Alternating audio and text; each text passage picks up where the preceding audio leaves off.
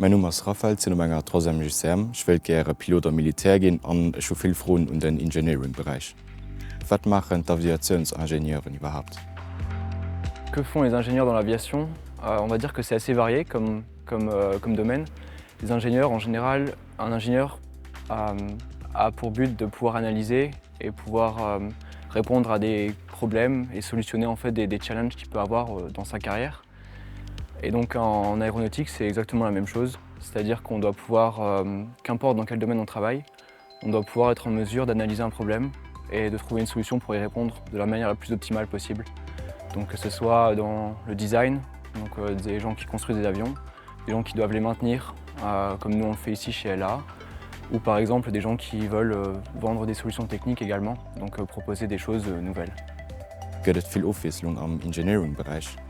Alors il y a beaucoup de domaines différents dans l'aviation, effectivement. Donc on peut trouver des domaines qui sont plus affiliés au design, à la création, que ce soit d'équipements ou d'avions, de moteurs.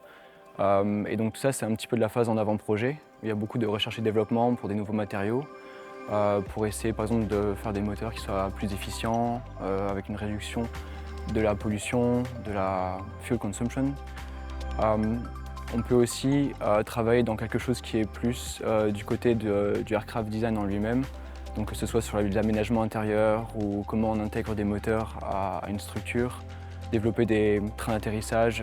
Donc voilà, toutes ces formes de domaines font qu'un avion est un avion et permettent donc de toucher différents domaines. Une fois que l'avion est disponible et peut voler, on doit ensuite devoir le maintenir, faire de la maintenance, s'assurer que tout le suivi est bien fait pour s'assurer qu'il reste en condition et en bon état pour voler et que ça soit safe.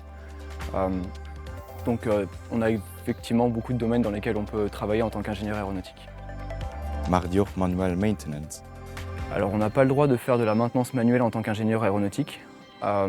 Et la raison pour laquelle on ne peut pas le faire, c'est parce que l'EASA, l'Autorité européenne d'aviation, demande à ce que les techniciens spécialisés réalisent la maintenance. Donc en fait, ces personnes-là possèdent une licence et ensuite ont des trainings très spécifiques à chaque machine sur lesquelles ils peuvent travailler. Et donc tout ça est très réglementé afin de garantir la sécurité et la safety de toutes les machines sur lesquelles l'entretien est fait. Gibt es verschiedene Spezialisationen an dem Bereich avant dabei? Alors oui, il y a différents domaines, beaucoup de domaines.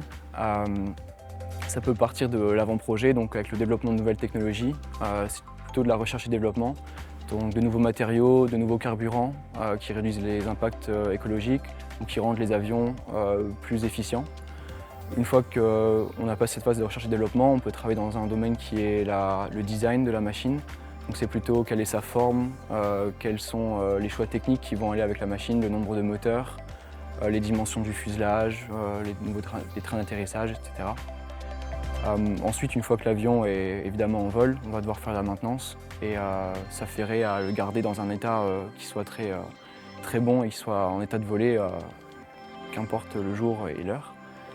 Et puis, il y a aussi une autre partie qui peut être plus commerciale. Donc on peut, en tant qu'ingénieur aéronautique, on peut essayer de vendre des produits aéronautiques, de vendre des avions, des supports techniques. Donc ça peut être aussi une facette du travail.